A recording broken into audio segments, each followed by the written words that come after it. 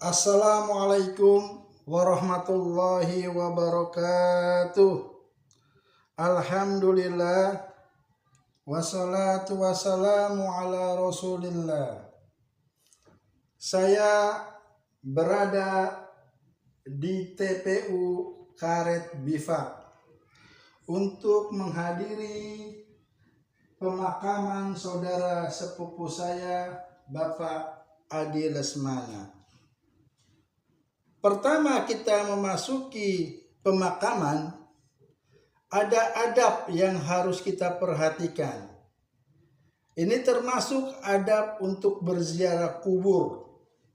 Yang pertama, ketika memasuki tempat pemakaman, melihat pekuburan, maka kita disunahkan mengucapkan salam.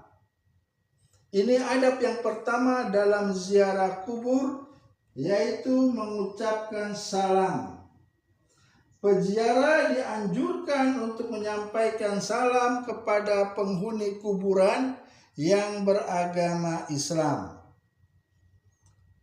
Katakan dan ucapkan, Assalamualaikum ya ahlad diyar minal mu'minina wal muslimin wa inna insyaallahu bikum lahikun. As'alullaha lana walakumul afiyah. Artinya, keselamatan kepada kalian wahai penghuni kubur dari kaum mukminin dan muslimin. Dan kami insya Allah juga akan mengikuti dan menyusul kalian. Aku memohon keselamatan kepada Allah untuk kami dan kalian semua. Hadis riwayat Muslim. Dan adab yang kedua, dan ini banyak diabaikan oleh kaum muslimin ketika mereka berziarah ke kubur, yaitu kita tidak mengenakan alas kaki saat berada di kuburan. Tidak mengenakan alas kaki saat di kuburan. Ketika berziarah, disarankan kita melepas alas kaki, melepas sandal atau sepatu saat melangkah di atas kuburan. Bukan menginjak kubur ya, tapi melangkah di antara kuburan atau di sela-sela kuburan.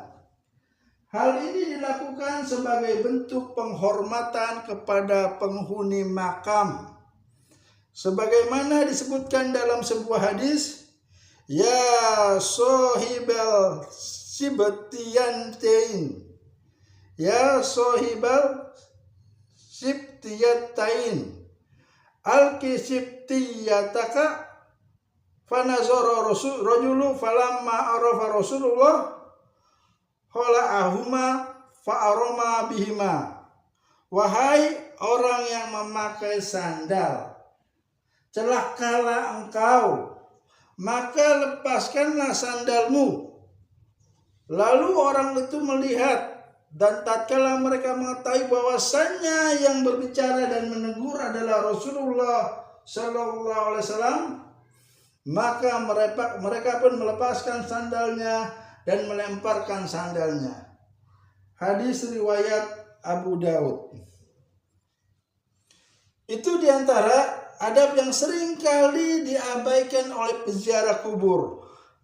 Dan selanjutnya yang perlu kita perhatikan juga, tidak boleh duduk di atas makam atau berjalan di atas kuburan. Ini salah satu adab yang harus diperhatikan saat kita berziarah kubur, agar kita menghindari duduk di atas kuburan atau di atas makam atau berdiri di atas makam. Namun apabila kita berjalan di sela-sela makam, di sisi makam, di antara makam-makam tersebut kita berjalan, itu diperbolehkan, tapi tidak menginjak makam. Hal ini sesuai dengan hadis Rasulullah SAW yang diriwayatkan oleh Imam Muslim, yang artinya, sungguh jika salah seorang di antara kalian duduk di atas bara api hingga terbakar pakaiannya, terbakar bajunya, dan tembus panasnya ke kulitnya, terbakar kulitnya, itu lebih baik daripada kalian duduk di atas kubur. Hadis riwayat Muslim. Jadi ada beberapa hal yang perlu kita perhatikan saat berziarah kubur. Di antaranya lagi rambu-rambu yang harus diperhatikan oleh para peziarah. Yang pertama, hendaklah dia mengambil hikmah. Hikmah disyariatkannya ketika berziarah kubur adalah untuk mengambil pelajaran, mengingat kematian dan mengingat akhirat. Bahwasanya kita akan mengadakan perjalanan, akan mati, memasuki ke dalam kubur, dan akan menuju akhirat. Bukan untuk bertabaruk kepada mayit, bukan mencari berkah di kuburan. Meskipun yang dikubur itu dahulu adalah orang yang soleh, para wali atau kiai. Nggak boleh kita datang mengambil berkah, meminta berkah ke kuburan. Syekh Shalih Al Fauzan hafizahullah mengatakan, Syekh Shalih Al Fauzan hafizahullah mengatakan, hendaknya tujuan dari ziarah kubur adalah untuk mengambil pelajaran, mengambil nasihat bahwasanya kita juga akan mati, dan juga mendoakan mayit. Jika tujuannya untuk bertabaruk, mengambil berkah, mencari berkah dengan kuburan, atau melakukan ritual penyembelihan di sana, maksudnya penyembelihan hewan di sana, dan meminta mayit untuk memenuhi kebutuhannya atau mengeluarkannya dari kesulitan, maka ini ziarah yang bid'ah, lagi syirik. Lihat di kitab Al-Mulakhasul Fiqih halaman 248. Yang selanjutnya, rambu-rambu bagi peziarah kubur adalah tidak boleh menghususkan waktu-waktu tertentu untuk berziarah, karena hal itu tidak ada dalilnya. Jadi yang namanya ziarah kubur itu kapan saja ketika dibutuhkan, maka berziarahlah. Ingatlah, sebaik-baik petunjuk adalah petunjuk Nabi Sallallahu Alaihi Wasallam. Nggak usah kita menentukan waktu. Misalnya sebelum Ramadan harus berziarah kubur, harus ke makam, atau setelah Idul Fitri kita mendatangi makam. Maka ini tidak ada tuntunannya untuk menentukan waktu-waktu tertentu. Jadi kapan saja boleh dilakukan. Ketika mereka ingin berziarah kubur, kapan sempatnya silakan aja dilakukan. Tidak boleh menentukan waktu-waktu khusus tertentu. Yang selanjutnya, rambu-rambu yang harus dilakukan, diperhatikan oleh para peziarah kubur, yaitu diantaranya yang tidak ada tuntunannya adalah kebiasaan mereka menabur bunga di atas kuburan. Peta'liq Matan Abi Suja, ini kitab fikih mazhab As-Syafi'i. Beliau berkata, di antara bid'ah yang diharamkan adalah menabur atau meletakkan bunga-bunga di atas jenazah atau di atas kuburnya. Karena itu adalah termasuk tabzir, membuang-buang harta, dan termasuk saudaranya setan. Dalam kitab Ta'liq Matan Al-Ghaya wa Taqrib fi Fiqh Syafi'i, setelah itu bagi rambu-rambu bagi peziarah. Sedangkan orang yang wafat itu sesungguhnya sedang mengalami perjalanan ke akhirat. Perjalanan menuju akhirat dalam Islam melibatkan beberapa tahapan setelah kematian. Kemudian mereka akan masuk ke alam barzah sampai dengan hari kebangkitan, penimbangan amal, pembalasan surga atau neraka. Tentunya perjalanan bagi mayit ini diawali oleh kematiannya. Dan kematian seseorang itu sangat berat. Mereka akan mati sesuai dengan kebiasaan mereka ketika hidupnya. Karena itu berhati-hatilah, perbanyaklah amal soleh, karena nanti kita akan dimatikan, diwafatkan sesuai dengan kebiasaan kita ketika kita masih hidup. Yang pertama adalah kematian. Kematian ini awal dari perjalanan kita di akhirat, di mana jiwa manusia akan meninggalkan dunia dan memasuki alam barzah. Alam barzah atau yang disebut dengan yaumul barzah adalah alam yang menjadi pemisah antara dunia dengan akhirat, di mana jiwa akan menunggu sampai dengan hari kebangkitan atau sampai dengan hari kiamat tiba.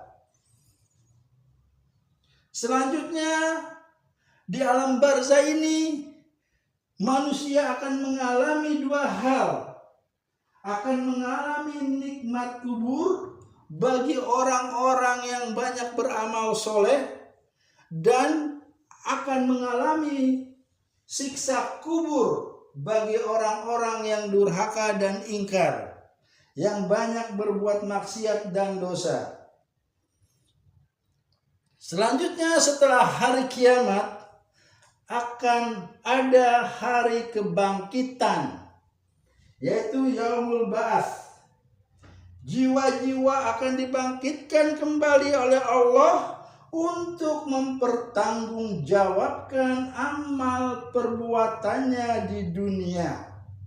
Setelah bangkit dari kubur, mereka akan dikumpulkan di suatu tempat yang sangat luas yang disebut dengan padang mahsyar, atau yang dinamakan dengan yaumul mahsyar. Di padang mahsyar ini manusia semua dikumpulkan dari sejak Adam sampai dengan yang terakhir.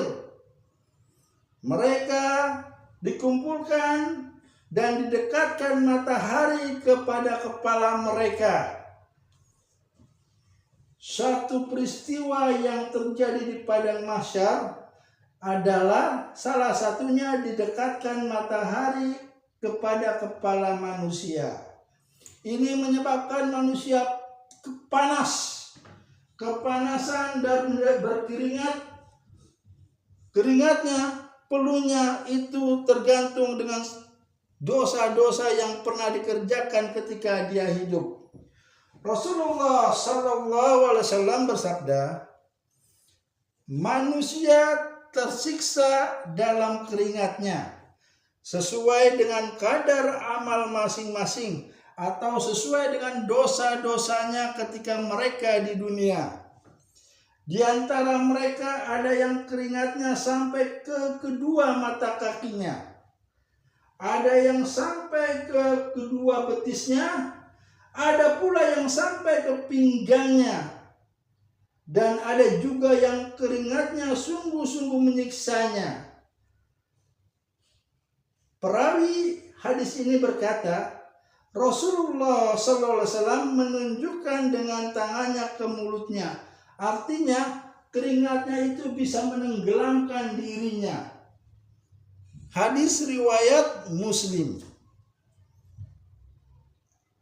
Ada sebuah riwayat yang mengatakan satu hari di padang mahsyar sama dengan 50.000 tahun lamanya di dunia. Kita di sana dikumpulkan berdiri, tidak ada minum, dalam keadaan tidak beralas kaki atau telanjang dan tidak berkhitan. Namun mereka tidak saling melihat satu dengan lainnya karena saking sibuknya dengan urusan masing-masing. Rasulullah sallallahu alaihi wasallam bersabda dalam hadis dari Aisyah radhiyallahu anha, manusia pada hari kiamat akan dihimpun di padang mahsyar dalam keadaan tidak beralas kaki. Mereka telanjang bulat tanpa selai benang pun dan tidak bersunat. Aisyah bertanya, "Wahai Rasulullah, apakah pria dan wanita semuanya berkumpul jadi satu dan saling memandang?" Rasulullah SAW bersabda, mereka dikumpulkan jadi satu dan di sana keadaannya sangat mencekam sehingga tidak ada lagi kesempatan bagi mereka untuk saling melihat. Hadis riwayat Muslim. Setelah mereka dikumpulkan di padang mahsyar, maka mereka akan mengalami hari perhitungan atau yaumul hisab. Allah akan menghitung setiap amal perbuatan manusia, baik amal baik maupun amal yang buruk. Selanjutnya mereka akan mengalami hari penimbangan atau yaumul mizan. Amal perbuatan manusia akan ditimbang. Mana amal kebaikan akan ditimbang dan amal perbuatan akan ditimbang. Mana yang lebih berat dari amal kebaikan atau amal perbuatan buruknya. Selanjutnya juga akan mengalami perjalanan melewati jembatan Sirat atau yang disebut dengan Yaumul Sirat. Jembatan yang akan dilalui oleh setiap orang untuk menuju terminal akhir perjalanan di akhirat, yaitu surga atau neraka. Surga atau neraka ini adalah yaumul jaza, hari pembalasan amal, destinasi akhir bagi semua manusia. Mereka akan masuk ke surga atau tinggal di dalam neraka tergantung dari amal perbuatan dan hasil penimbangan amalnya ketika mereka di dunia. Karena itulah penting bagi kita yang masih hidup untuk mengumpulkan bekal kita agar kita bisa menuju akhirat dan bisa pulang ke kampung, yaitu ke surga Jannatun Naim.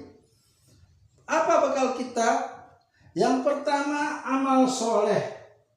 Lakukanlah kebaikan-kebaikan dan ibadah dengan tulus dan ikhlas karena Allah semata.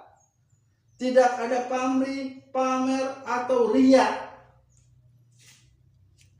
Yang kedua, tauhid, yaitu mengesahkan Allah dan menjauhi perbuatan-perbuatan syirik.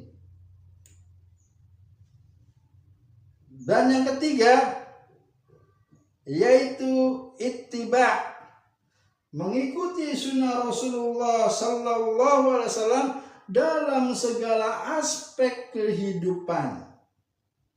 Qul in kuntum tuhibbunallah fattabi'uni yuhibbukumullah wa yaghfir lakum dzunubakum. Katakanlah, jika kalian ingin mendapatkan kecintaan Allah, maka ikutilah aku, ikuti Rasulullah. Yuhibbukumullah, kalian akan dicintai Allah, diampunkan dosa-dosa kalian. Karena itu, ini yang harus kita tekankan dalam beramal, adakah contoh amal tersebut dari Rasulullah Sallallahu Alaihi Wasallam? Karena dalam hadis riwayat Muslim dikatakan, man amala amilan laisa lahu fi amrina fahuwa raddun. Barang siapa yang beramal, beribadah tanpa ada petunjuk dari Rasulullah SAW, tanpa mengikuti contoh dari Rasulullah SAW, maka ibadahnya, amalnya akan tertolak. Tidak dihitung sebagai amal soleh, tapi amal yang salah. Karena tidak ada tuntunannya dari Rasulullah SAW. Akhirnya membuat aturan amal dan ibadah tersendiri, membuat syariat tersendiri. Inilah yang disebut dengan bid'ah. Dan yang keempat adalah bekal takwa, yaitu menjaga diri kita dari segala perbuatan dosa, dari perbuatan-perbuatan maksiat, dan selalu mendekatkan diri kepada Allah Subhanahu wa Ta'ala. Dan setelah itu mayit dikubur, setelah ditimbun dengan tanah, satu persatu yang berziarah dan mengantarkan akan meninggalkan dia. Dan dia akan ditanya oleh malaikat mungkar dan nakir di dalam kuburnya. Semoga ini menjadi ibrah, contoh bagi kita, nasihat bagi kita, yaitu tentang adanya kematian. Semoga dalam hal ini saudara saya, kakak sepupu saya, Bapak Adi Lesmana bin Arif Matsana, diampuni dosa-dosanya, karena sebelum wafat beliau sakit. Semoga sakit-sakitnya itu sebagai penggugur kesalahan dan dosa-dosanya. Allahumma gfir lahu warhamhu wa'afihi wa'fu anhu. Semoga Allah mengampuni dosa-dosanya, merahmatinya, dan memaafkan segala kesalahan-kesalahannya.